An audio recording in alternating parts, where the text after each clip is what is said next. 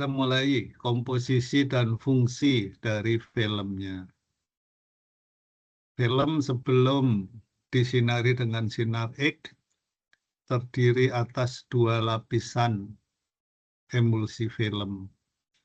Dua lapisan emulsi film, yaitu dua lapis AgBr, atau kita sebut dengan perak halida.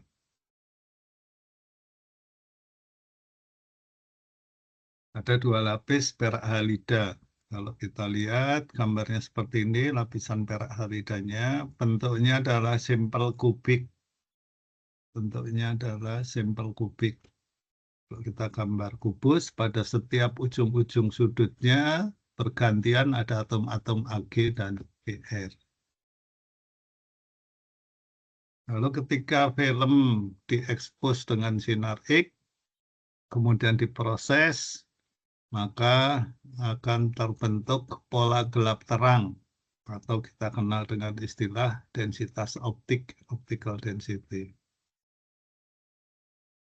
Kalau paparan yang diterima sedikit, gambarnya menjadi hitam, tapi kalau banyak, maka menjadi putih. Nah, kalau sedikit menjadi putih, kalau banyak menjadi hitam, atau terbalik. Tingkat kehitaman atau tingkat keabuan atau tingkat gray level ini sebetulnya sifatnya adalah kualitatif, derajat keabuan, derajat kehitaman, atau kita kenal dengan densitas optik. Tapi kemudian dibuat kuantitatif kalau diukur dengan densitometer. Aslinya gelap terang, hitam putih, tingkat keabuan itu kualitatif, tetapi kemudian dibuat kuantitatif ketika kita mengukur dengan densitometer. Caranya adalah film yang sudah ada citranya, sudah ada pola gelap terangnya, disinari dengan cahaya tampak sebesar I0, kemudian setelah menembus film tinggal I, lalu I0 dan I-nya diukur oleh densitometer. Sehingga densitas optik adalah log pangkat 10 dari T atau log pangkat 10 I0 dibagi I. Jadi densitas optik rumusnya adalah log bilangan pokok 10 I0 dibagi I. I0 adalah cahaya tampak yang diarahkan ke film yang sudah ada citranya. I adalah intensitas yang diteruskan oleh film. Pada titik yang sama, I0 dan I diukur pada titik yang sama. Kemudian optical density ini, densitas optik ini kita beri kriteria. Mulai dari 0 sampai 1. Kalau filmnya betul-betul bersih, densitas optiknya 0. So, T-nya 1, densitas optiknya jadi 0. Kalau film sebelum diekspos, belum disinari sinar X, ya, densitas optiknya tidak 0, tetapi 0,11. Kenapa? Kita sebut pada daerah fog. Meskipun film belum disinari sinar X, tapi dia mendapat paparan dari radiasi lingkungan. Sehingga tetap nilai densitas optiknya sudah lebih besar 0. Ketika densitas optiknya nilainya 1, maka disebut abu-abu. Kalau 2, maka hitam, gelap. Kalau 3, sangat gelap. Kalau 3, 6, ini maksimum yang boleh digunakan dalam radiografi. Jadi densitas optik itu pada citra yang dibaca dokter mulai 1 sampai 3,6. Karena kalau di atas 3,6 pada daerah bahu, pada daerah jenuh, di atas 3,6 sampai 4. Ini. Lalu kurva karakteristiknya disebut kurva Harter and Revit curve. Ini sudah digambar yang lalu. Ya, bentuknya seperti ini. Sumbu X-nya adalah log paparan. Paparan, satuan paparan itu dalam milironsen.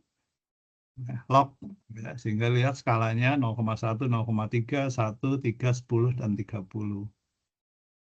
Kemudian sumbu Y-nya adalah densitas optik, mulai dari 0 sampai 3,6.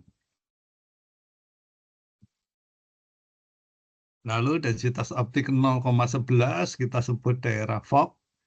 meskipun paparannya sudah 0, masih 0, tetapi sudah ada density optik sebesar 0,11 karena radiasi lingkungan.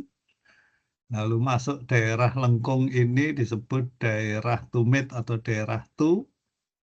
Ya.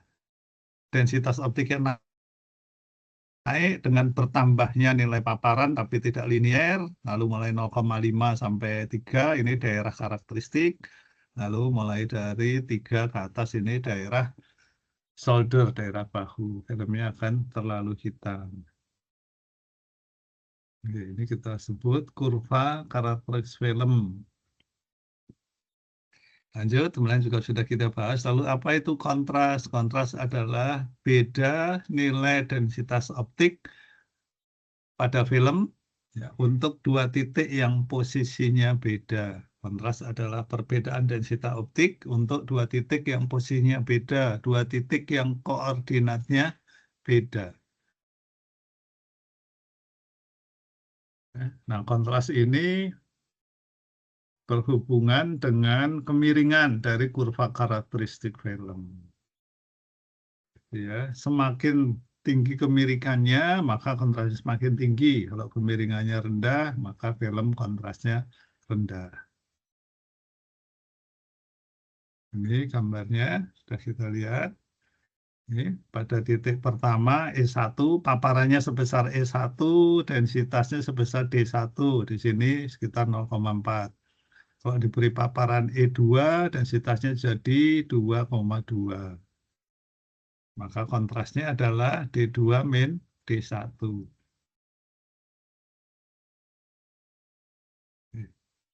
Kelihatan gambarnya? Terlihat, Prof. Lihat ya. Sampai nomor berapa tugasnya? Halo? 8, Prof. 8. Ini nomor 9 ya. Tolong ditulis nomor 9. Lihat gambar ini, nomor 9.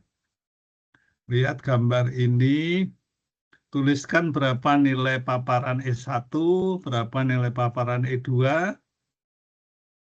berapa densitas optik hasil E1 atau D1, berapa densitas optik hasil E2 atau D2, dan berapa kontrasnya.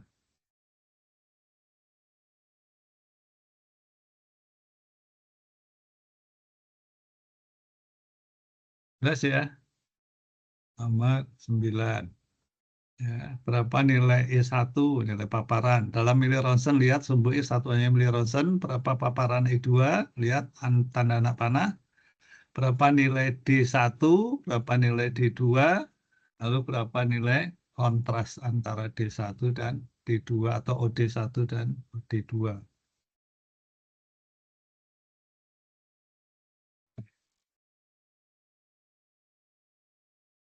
Lanjut, kita lihat rata-rata gradiennya. Ini dilihat OD1 adalah 0,25, tadi ditambah bis ditambah fog, OD2, 2 tambah bis tambah fog. Lalu gradiennya OD2 min OD1 dibagi log E2 min log E1.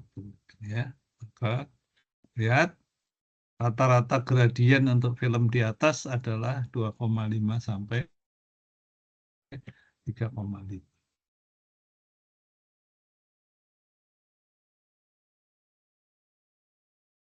Nah, kalau ini tadi kurva yang bentuknya seperti ini adalah kurva untuk densitas optik, sumbu X-nya paparan, sumbu Y-nya densitas optik. Kita lihat sekarang kalau sumbu Y-nya diganti kontras.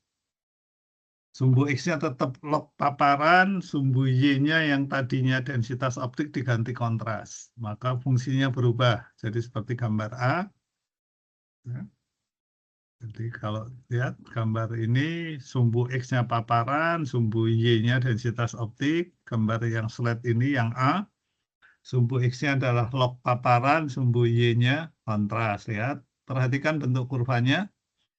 Kemudian gambar B, sumbu X-nya dari paparan diganti densitas optik. Ya, log, densitas optik nggak log ya. Kemudian sumbu Y-nya kontras. Perhatikan bentuk kurvanya, perubahannya.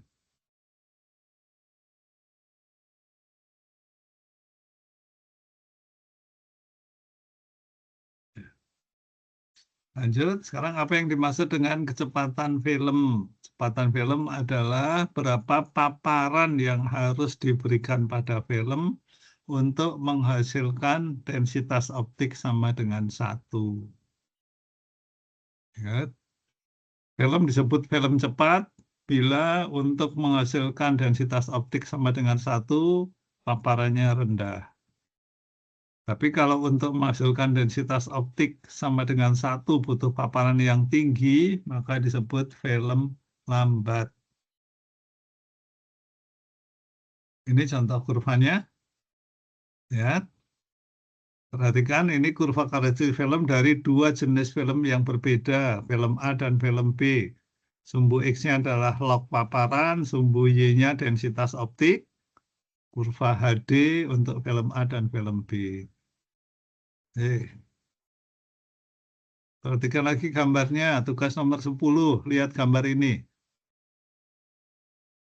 Ya. Untuk mendapat D sama dengan 1, dilihat berapa paparan untuk film A dan berapa paparan untuk film B. Kemudian mana yang lebih cepat, film A atau film B? Kelihatan ya gambarnya. Berapa paparan yang diperlukan oleh film A untuk menghasilkan D sama dengan 1, dan berapa paparan yang diperlukan oleh film B untuk menghasilkan densitas sama dengan 1, lalu mana yang film lebih cepat.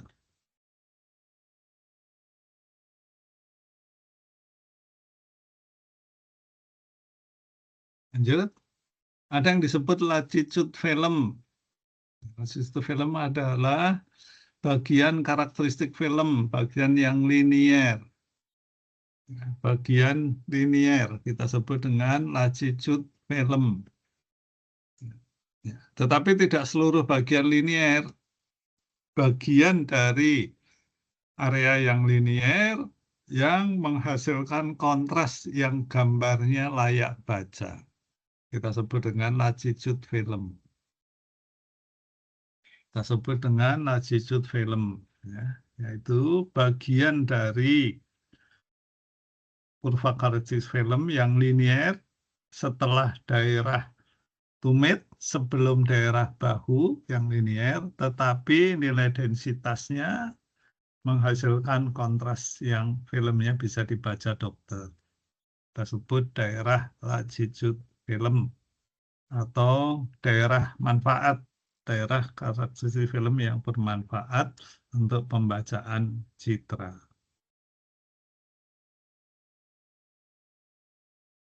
Lanjut. Screen film system, screen atau tabir penguat. Masih ingat kemarin, film emulsi itu lebih sensitif terhadap cahaya tampak dibanding sinar X, ya, sehingga kita butuh film, kita butuh tabir penguat. Udah kita pas ya, saya lewatin.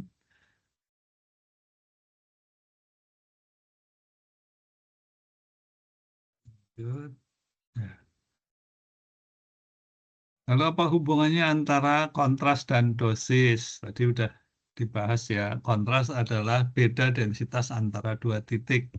Sedangkan dosis adalah energi radiasi yang diterima pasien per massa yang menerima radiasi. Hingga dosis adalah simbolnya D besar sama dengan DE per DM. Dosis adalah DE per DM. Kita lihat tabel ini.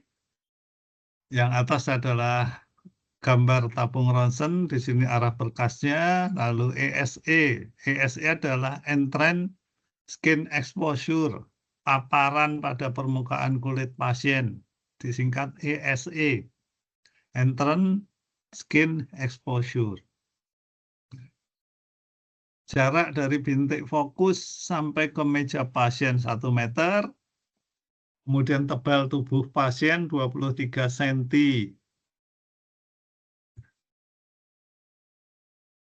Dilihat paparannya, Kalau tegangannya 50, paparnya 1656. Kalau tegangannya 60, paparnya 841. Tegangannya 70, 546. Turun terus. Turun sampai semakin tinggi tegangan, nilai paparannya semakin rendah. Ya, semakin tinggi tegangan, nilai paparan yang di dosis yang diterima semakin rendah. Kenapa? Karena energi sinarik tinggi, yang lain bisa menembus terus. Gitu. Kalau tegangannya makin tinggi, energinya makin besar, maka yang diserap semakin sedikit.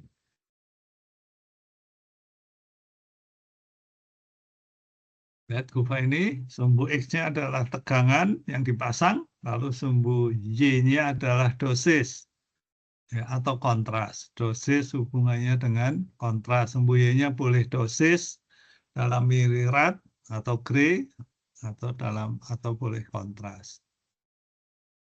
Dilihat kurvanya, semakin tinggi tegangan, dosisnya turun. Semakin tinggi tegangan, lihat kontrasnya juga ikut turun meskipun tidak signifikan.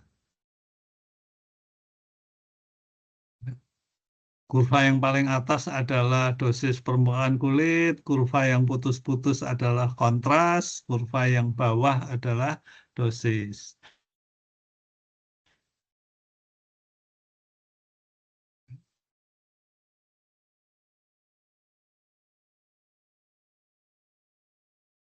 Lanjut, sekarang radiasi hambur sudah kita bahas. Radiasi yang mengenai pasien itu kita bagi dua. Mengenai pasien tidak berubah arah disebut radiasi primer. Mengenai pasien kemudian berubah arah kita sebut dengan radiasi hambur. Nah, radiasi hambur ini intensitasnya lebih rendah dari radiasi primer karena lintasan yang ditempuh lebih panjang.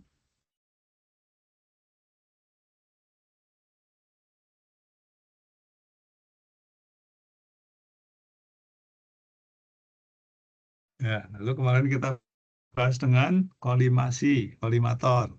Fungsi utama kolimator adalah mengukur luas lapangan, mengukur luas berkas sinar X yang mengenai pasien, yang mengenai objek yang akan dibuat gambarnya. Kalau luas lapangannya turun, maka radiasi hamburnya ikut turun. Semakin lebar luas lapangan, radiasi hamburnya semakin lebar. Berarti faktor kolimasi itu terhadap radiasi hambur. Kenapa harus ada kolimator? Yang pertama, membatasi luas lapangan penyinaran, hanya area yang akan dibuat gambarnya. Sekaligus keuntungannya adalah semakin kecil luas lapangan, maka radiasi hamburnya turun. Gambarnya lebih jelas, dosis yang diterima pasien menjadi lebih rendah. Dilihat kurva ini.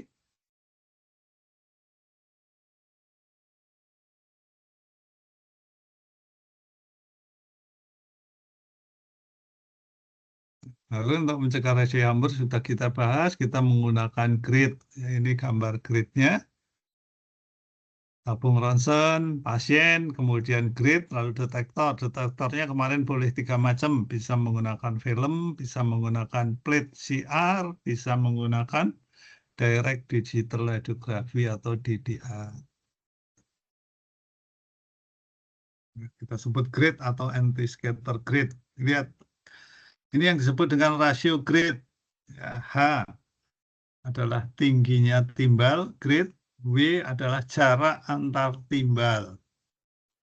Oke, lalu tebal timbalnya sendiri kelihatan di sini ya,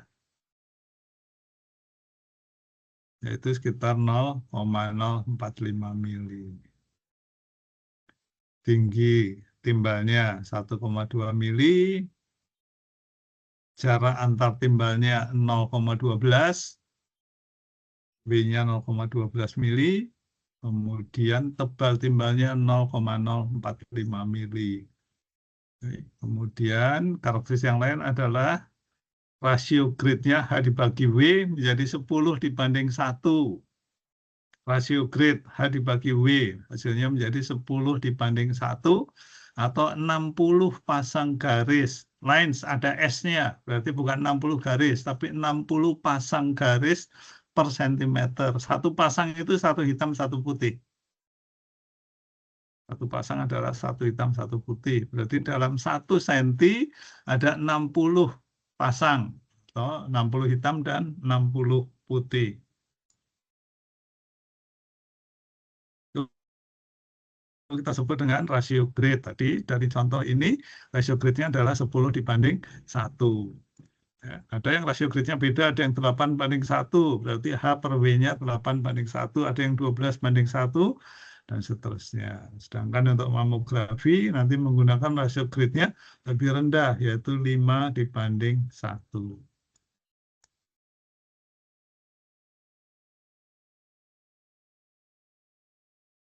Nah, ini contoh kalau pasien tebalnya 20 cm, luas lapangannya atau kolimator yang diatur 25 kali 25, menggunakan tegangan 100 kV. Ya, tidak menggunakan grid, lihat radiasi hamburnya tinggi. Kalau menggunakan grid, radiasi hamburnya lebih rendah. Ya. Nah, dilihat kurva yang kecil-kecil di bawah, kalau rasio grid-nya beda, maka jumlah fotonnya juga beda. Makin tinggi rasio grid, maka jumlah foton hambur yang diserap semakin banyak.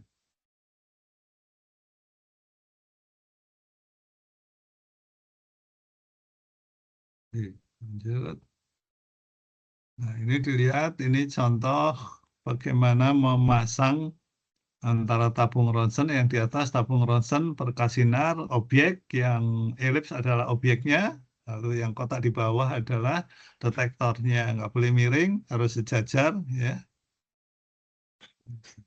Lalu harus center. Kemarin kalau tidak center maka menghasilkan distorsi. Demikian pula kalau objeknya tidak sejajar dengan media perekam, maka akan menghasilkan ketidaktajaman dan distorsi juga. Lihat, ini kalau jauh dan dekat, pengaruh radiasi hamburnya beda. Dulu. Oke, kita absen dulu. Ada 34 yang ada. Absen dulu ya, tolong dijawab.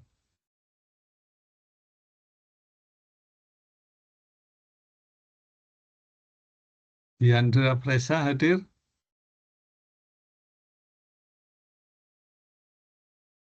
Diandra? Ada? Adinda hadir? Hadir, Prof. Hadir. Anindya Mutiara? Anindya Mutiara hadir? Sastika hadir? Yulia Suci? Yulia Suci? Octavio Adiputra? Hadir, Prof. Octavio hadir. Likuichi Alfa? Hadir, Prof. Hadir. Rifatun Askia? Rifatun Askia hadir? Prof. Ya, ya. Hadir Hadir, Rifatun? Prof. Halo? Hadir, Siapa ini? Prof. Hadir. Ya, Rifatun hadir ya.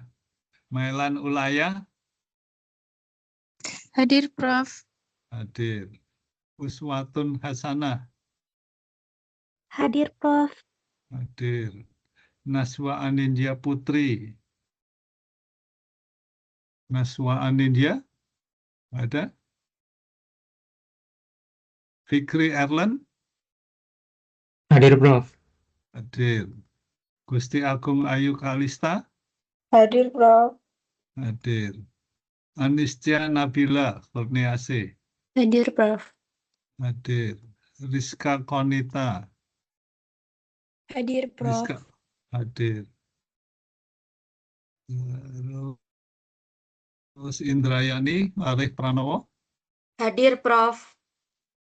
Hadir. Muhammad Adikusuma? Hadir, Prof. Hadir. Lulu Aprilia Puji Utami?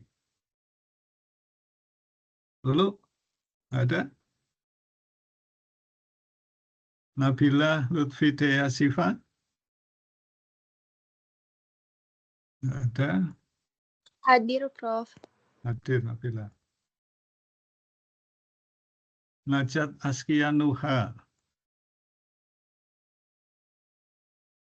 Najat, Mas Askia, ada. Rohmatin Wafiroh. Rahmatin hadir, Prof. Rohmatin hadir. Nandia Harisatul Aska. Nadia Hadir, Prof. hadir. Asahra Sifana Hadir, Prof. hadir. Randy Octavian Hadir, Prof. hadir. Atla Rafi'ah Hadir, Prof. hadir. Kita pindah ke yang kedua. Fatika Diah Pramesti Hadir, Prof. hadir. Isna Muyasaroh Hadir, Prof. hadir. Niputu Alia Cahya Hadir, Prof. hadir. Berlian Citra Safitri Hadir, Prof. hadir. Fatul Atala Dava Hadir, Prof. hadir. Sabila Kowinhat Hadir, Prof. hadir. Venesia Kalista Rinaldi Hadir, Prof. hadir. Pausan Nopriandi Hadir, Prof. Pausan hadir. Asah Hasna Afif Hadir, Prof. hadir. Jundia Fatimah Hadir, Prof. hadir. Resela Puspita Maharani Hadir, Prof. hadir. Nurul Aini Naswa Hadir, Prof. hadir. Mufti Ma'arif Hadir, Prof. hadir. Nikmatul Hayyinah Hadir, Prof. hadir. Lady Kesia Elizabeth Hadir, Prof. hadir. Febrilian Rizky Setianingrum Hadir, Prof. hadir. Laude Fadli Kurniawan Hadir, Prof. hadir. Oke, udah semua ya yang ini. Ada yang belum? Oke, lanjut ya. Saya stop dulu sharingnya, pindah ke satu slide lagi.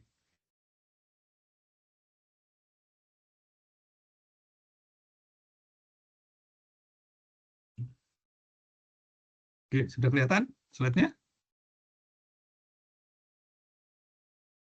Di saya belum, Prof. Ya, yang lain gimana? Sudah muncul slide-nya belum? Belum, Prof. Belum, Prof. Judulnya film processing, belum muncul.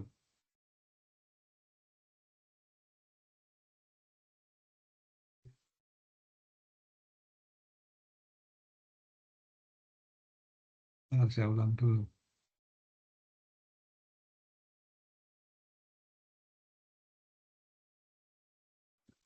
Sudah muncul? Tidak, Prof. Sudah muncul? Sudah ya? Ya, oke, kita bahas selanjutnya. Film processing. Nomor 1, film exposure. Pemaparan film, penyinaran film menggunakan sinar X, disingkat dengan film exposure. Bagian pertama. Lalu bagian kedua adalah film prosesor. Bagian ketiga adalah artefak. Bagian keempat adalah quality assurance. Ya, kita mulai. Tadi sudah kita bahas, film sinarik itu isinya adalah perak halida, perak itu silver, AGBR, AGI, AGS gitu. Umumnya adalah AGBR. Ya. Bentuknya adalah kristal bahan padat, simple kubik, ya, tetapi biasanya terdapat defect terhadap cacat kristal. Bagian cacat kristal ini kita sebut dengan sensitivity spec. Bagian kristal yang cacat kita sebut sensitivity spec. Daerah sensitivity spec ini sangat penting ya untuk memasukkan muatan positif dari larutan ke dalam permukaan kristal.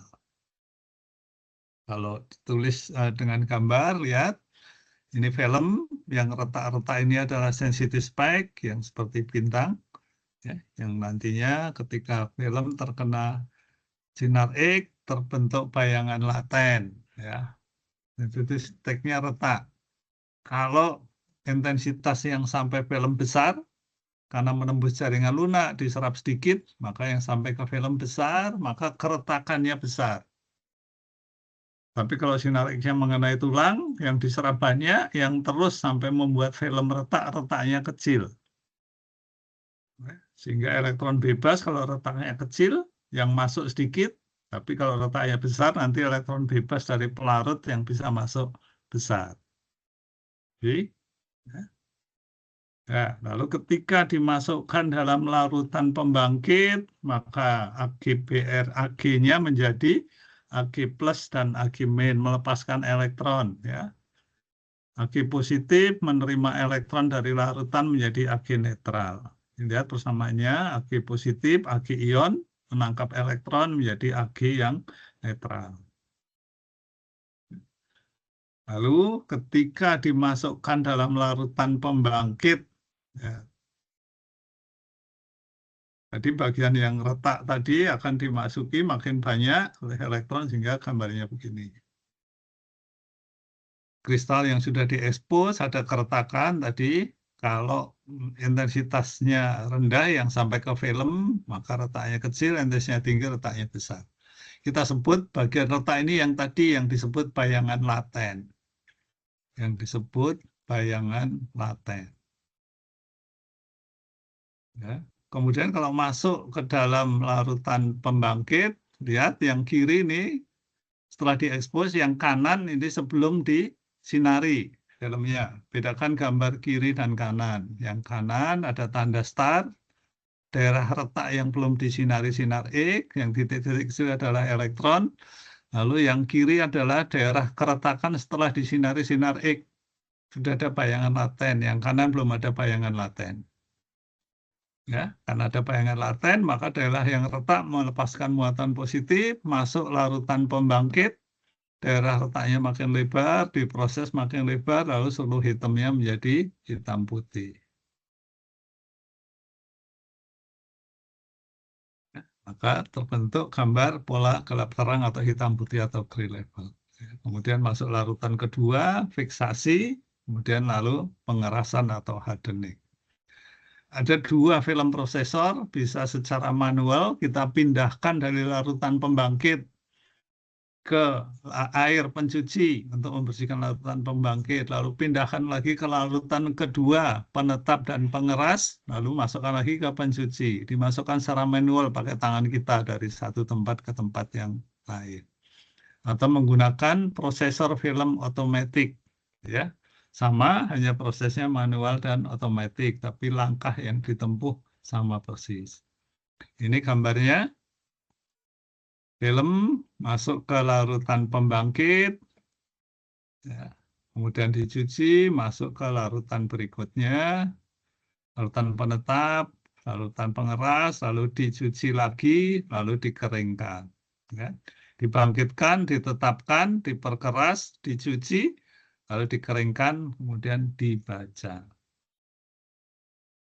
Ya, gambarnya sudah muncul. Ini contoh gambar perangkat processing film otomatis. Ya. Ini juga ya, bagian depan dan bagian belakangnya, ini yang ada di dalamnya. Ya, intinya memindahkan film dari larutan pertama, mencuci, lalu pindah larutan kedua, lalu dicuci lagi. Ya, lihat larutnya. Larutan pembangkit isinya adalah air, kemudian larutan pembangkit ada aktivator di sini, ya, kemudian ada potasium halide dari pembangkitnya, ada sodium sulfit dan seterusnya. Lalu ini pengerasnya adalah formaldehyde. Kita lihat efeknya. Kalau larutan pembangkit konsentrasinya terlalu tinggi, konsentrasi larutan pembangkit terlalu tinggi, nanti filmnya agak hitam. Tapi kalau larutan pembangkitnya konsentrasinya rendah, filmnya pucat, nggak keputihan. Kalau ketika proses suhunya tinggi, filmnya cenderung hitam. Tapi kalau ketika proses suhunya rendah, filmnya cenderung agak pucat. Jadi besaran konsentrasi yang menentukan, yang kedua besaran suhu, yang ketiga adalah lamanya proses. Kalau di dalam larutan terlalu lama, maka filmnya kehitaman. Tapi kalau di dalam larutan terlalu cepat, maka filmnya juga agak pucat. Ya, sehingga tampilan keseluruhan hitam putih film bergantung pada konsentrasi larutan, suhu ketika proses, dan lamanya proses berlangsung. Lihat ini contohnya. Jadi kalau semua berlebihan, maka density optiknya tinggi. Kalau semua kurang, density optiknya rendah. Nah, yang sedang, yang normal adalah gambar titik-titik yang di tengah. Oke. Kemudian apa itu artefak? Sebetulnya definisi secara umum artefak adalah citra yang muncul di film tetapi bukan dari objek sesungguhnya. Sebabnya bisa macam-macam. Tapi secara garis besar artefak adalah munculnya citra, ya, tapi sebetulnya bukan dari objek sesungguhnya. Ya, satu, ini karena adanya spot air pada filmnya. Ya, juga ada karena koreksi garis dan seterusnya. Nah, ya, artefak karena adanya penanda yang memang sengaja dipasang dan seterusnya. Ya, lalu ada beberapa tanda nggak saya bahas ya karena itu bagiannya radiografer. Artefak yang lain bisa macam-macam dan seterusnya. Kalau tadi ketika mengukur densitas optik pada film kita menggunakan namanya densitometer. Maka ketika kita menguji quality assurance, jaminan kualitas dari prosesor film, kita menggunakan alat yang disebut sensitometer. Bedakan, ada densitometer, alat yang namanya densitometer untuk mengukur densitas optik hitam putih pada setiap titik pada film. Ada sensitometer untuk jaminan kualitas. Fungsinya untuk menguji film yang sudah disinari, ya, apakah paparannya, hasilnya ada di daerah standar atau tidak. Kita sebut menggunakan sensitometer. Nanti kalau praktikum diperhatikan ya, ada densitometer, ada sensitometer. Contoh, ketika menggunakan sensitometer, objeknya adalah menggunakan phantom, menggunakan step wedge, menggunakan tangga dari aluminium. Tangga dari aluminium, makin tebal, semakin tebal, semakin tebal, diekspos, lalu diukur menggunakan sensitometer. Maka setiap anak tangga, karena tebalnya beda, maka sinar X yang diteruskan beda, maka gelap terang pada filmnya harus beda. Itu diukur menggunakan alat yang namanya sensitometer. Bentuknya seperti ini, sensitometer. Nanti bisa dilihat di TC ketika praktikum. Ini adalah sensitometer, ini yang densitometer. Ada sensitometer, ada densitometer. Ya, ini tadi, ini filmnya, kemudian filmnya dilihat, film strip, disinari pakai photocell, dari bawah sinarnya, lalu I0 diukur, I yang terus diukur, readout-nya adalah densitas optik kalau densitometer. Cahaya untuk memberikan intensitas I0, di atas diukur I yang diteruskan oleh film. Log I0 per I 1,39 adalah nilai densitas optik hasil bacaan densitometer. Ya, bentuknya seperti ini. Ya, ini tipe densitometer yang lain. Ya, ada yang manual, ada yang otomatis. Lalu ini hasil yang sensitometer.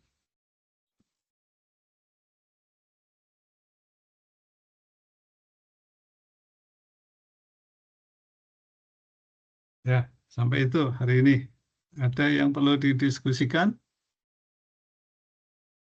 Prof, izin bertanya, Prof. Silakan.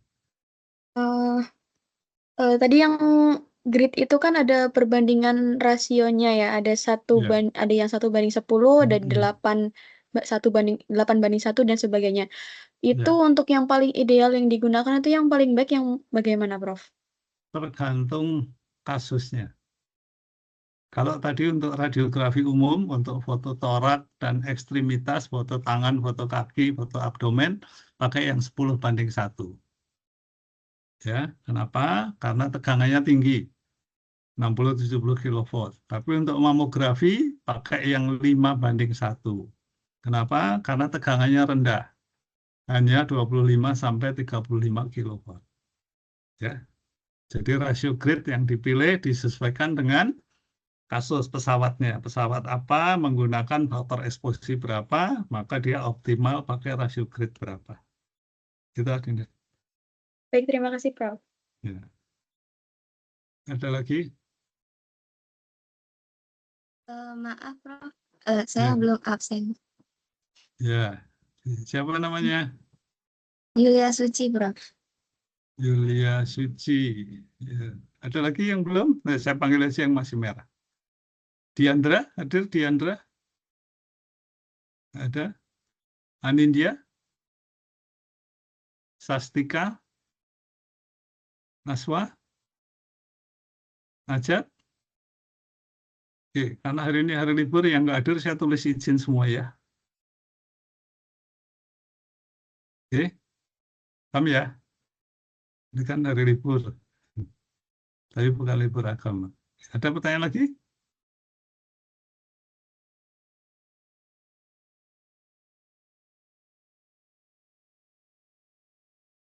Ada pertanyaan lagi? Yang hadir tetap ditulis hadir.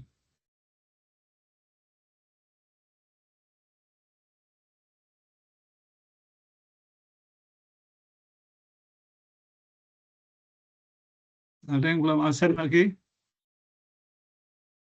Sudah semua? Sudah, Prof. Sudah semua. Baik, hari ini sampai segitu dulu ya. Kita lanjutkan pekan depan. Ya. Selamat siang. Assalamualaikum warahmatullahi wabarakatuh. Waalaikumsalam warahmatullahi wabarakatuh. Terima kasih, Prof.